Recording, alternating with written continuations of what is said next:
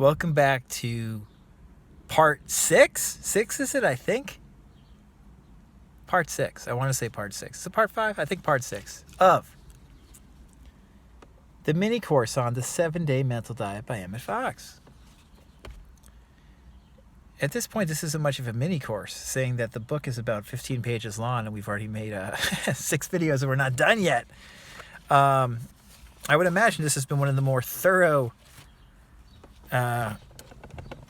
examinations of the 7-Day Mental Diet that you will find, at least on YouTube, probably anywhere in recent times at least. And that's because there's great benefit to trying out the 7-Day Mental Diet for yourself. And I really encourage people who are into manifesting ideas, into the law of attraction, into the law of assumption, to try it if they think it would interest them. If these videos I've been doing sound interesting to you and you haven't decided to do the diet yet, I really encourage you to try it. And one thing I want to mention before we dive into today's topic is, don't feel like it's too daunting, because Fox uses very grandiose language. We're going to read today. He's again using very grandiose language, which is so typical of a lot of these New Thought teachers. They're very eloquent, but also very melodramatic a lot of the time. I tend to be not quite as melodramatic with the interpretations I give of this stuff, or the advice I like to share in regards to it. So don't let it seem too daunting. Don't be like, oh, this is too tough to do. Just try it if it interests you. It's okay. It's not, Fox says that it's harder than not eating for 7 days, or, doing 30-mile marches every day. That seems a little bit grandiose. You can do it. If you really want to do it, you can do it. And again, what's so important is realizing that you're going to have negative thoughts. You're probably going to have a lot of negative thoughts. That is okay. Like we've been talking about, that's totally fine.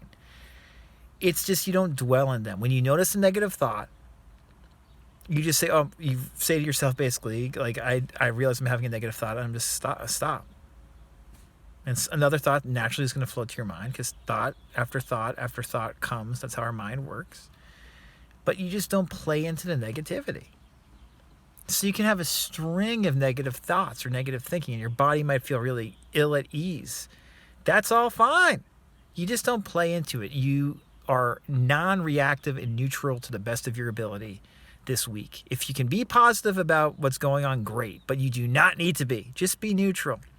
I think David Hawkins says in Letting Go, or somewhere, the willow tree, I believe it's a willow tree, it's a great example. Like a willow tree in a big storm, it will shake, and it will violently shake, but it will not break because it's got deep roots in the ground, while some of the larger trees in the same storm will break, and even though they're bigger and look stronger, they will break.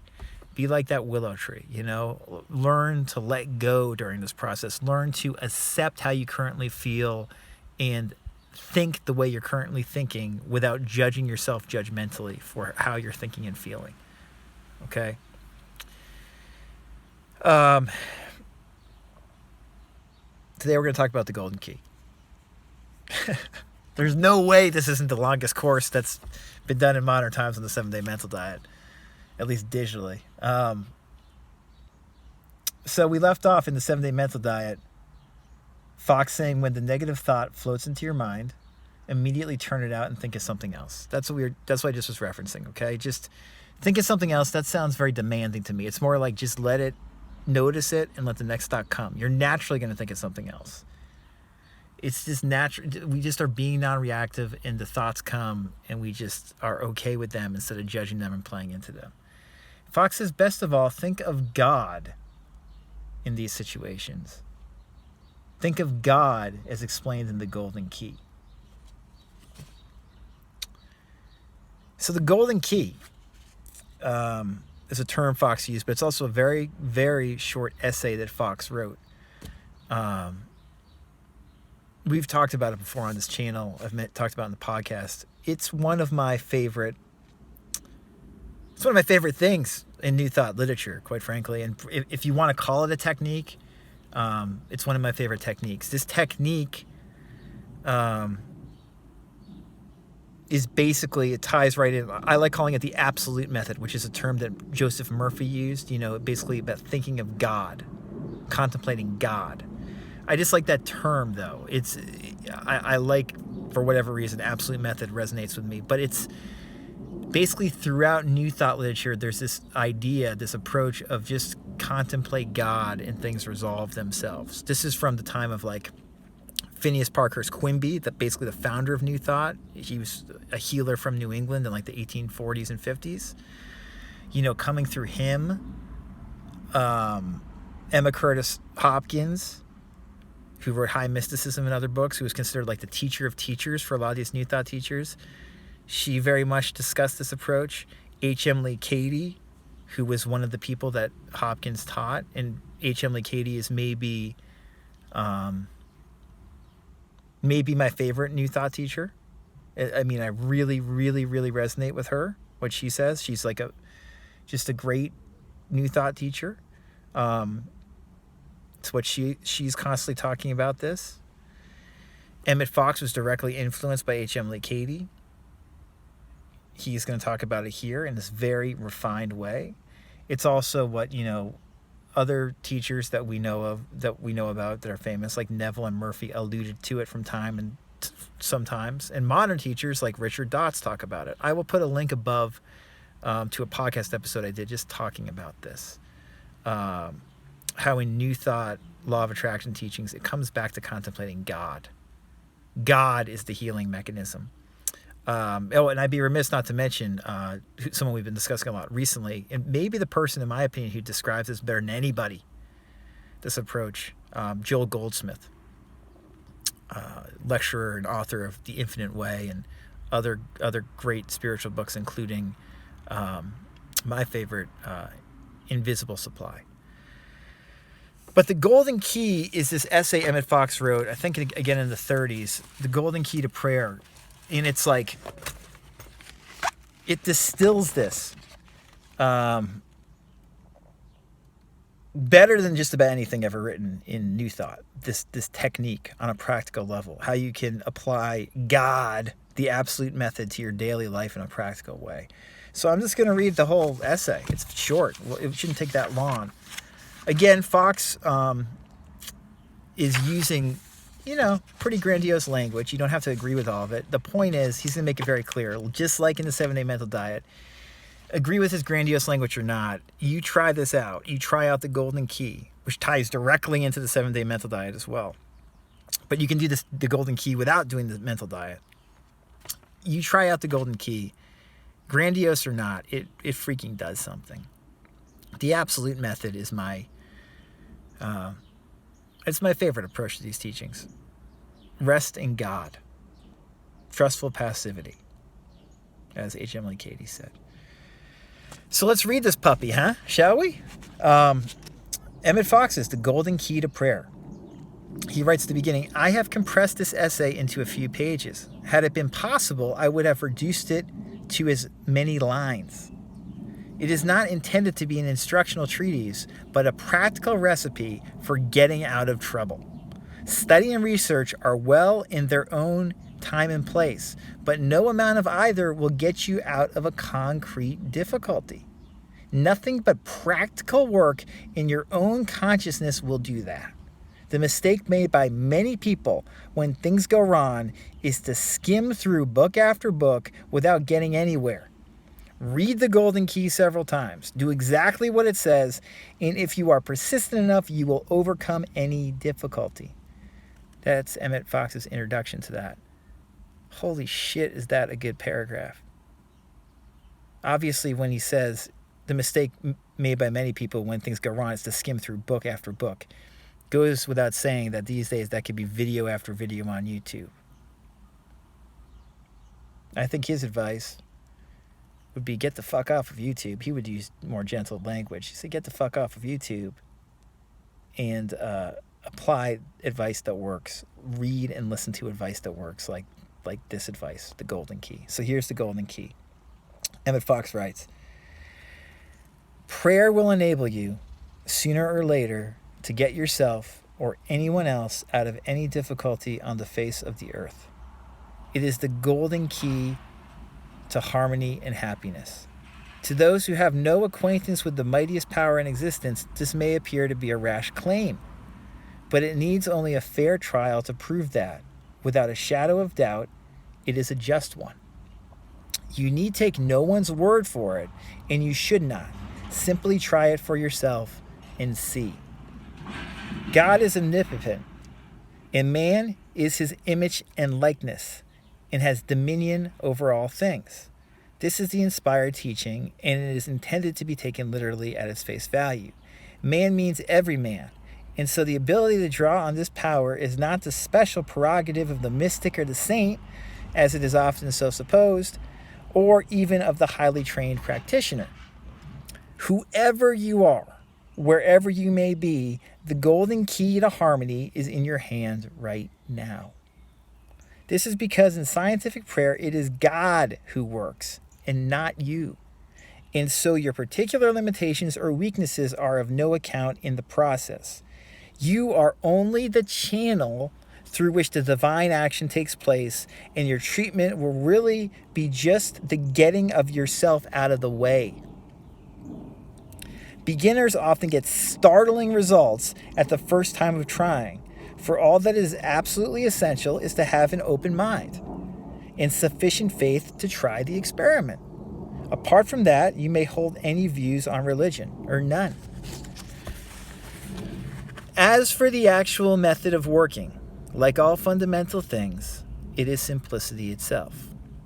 All you have to do is this: stop thinking about the difficulty, whatever it is, and think about God instead. This is the complete rule, and if only you will do this, the trouble, whatever it is, will presently disappear. It makes no difference what kind of trouble it is. It may be a big thing or a little thing. It may concern health, finance, a lawsuit, a quarrel, an accident, or anything else conceivable. But whatever it is, just stop thinking about it and think of God instead. That is all you have to do. The thing cannot be simpler, could it? God himself scarcely could have made it simpler, and yet it never fails to work when given a fair trial. Do not try to form a picture of God, which is impossible. Work by rehearsing anything or everything that you know about God. God is wisdom, truth, inconceivable love. God is present everywhere, has infinite power, knows everything, and so on. It matters not how well you may think you understand these things. Go over them repeatedly. But you must stop thinking of the trouble, whatever it is. The rule is to think about God, and if you are thinking about your difficulty, you are not thinking about God. To be continually glancing over your shoulder, as it were, in order to see how matters are progressing is fatal, because that is thinking of the trouble, and you must think of God and of nothing else. Your object is to drive the thought of the difficulty right out of your consciousness, for a few moments at least, substituting for it the thought of God. This is the crux of the whole thing. If you can become so absorbed in this consideration of the spiritual world that you really forget for a while all about the trouble concerning which you began to pray, you will presently find that you are safely and comfortably out of your difficulty, that your demonstration is made. In order to golden key a troublesome person or a difficult situation, think, now I am going to golden key John or Mary or that threatened danger. Then proceed to drive all thought of John or Mary or the danger right out of your mind, replacing it by the thought of God. By working in this way about a person, you are not seeking to influence his conduct in any way, except that you prevent him from injuring or annoying you, and you do him nothing but good. Thereafter, he is certain to be in some degree a better, wiser, and more spiritual person, just because you have golden keyed him. A pending lawsuit or other difficulty would probably fade out harmlessly without coming to a crisis, justice being done to all parties concerned. If you find that you can do this very quickly, you may repeat the operation several times a day with intervals between. Be sure, however, each time you have done it, that you drop all thought of the matter until the next time. This is important. We have said that the golden key is simple, and so it is. But, of course, it is not always easy to turn. If you are very frightened or worried, it may be difficult at first to get your thoughts away from material things. But by constantly repeating some statement of absolute truth that appeals to you, such as there is no power but God, or I am the child of God, filled and surrounded by the perfect peace of God, or God is love, or God is guiding me now, or perhaps best and simplest of all, just God is with me. However mechanical or dead it may seem at first, you will soon find that the treatment has begun to take, and that your mind is clearing. Do not struggle violently, be quiet, but insistent. Each time that you find your attention wandering, just switch it straight back to God. Do not try to think out in advance what the solution of your difficulty will probably turn out to be. This is technically called outlining and will only delay the demonstration. Leave the questions of ways and means strictly to God. You want to get out of your difficulty. That is sufficient. You do your half, and God will never fail to do his. Whosoever shall call upon the name of the Lord shall be saved. That's The Golden Key by Emmet Fox. One of the masterpieces of New Thought literature. And one of the best explanations of the technique of letting go and letting God that I know of. So I hope that was helpful. I think you can probably see how this directly incorporates into the 7-day mental diet. But as I said, you can just, if you don't want to do the mental diet, you can just do the Golden Key method, which of course really isn't just a method, but really a way to look at your life. Hope that was helpful. Any questions? RadicalCounselor.com. See you again soon.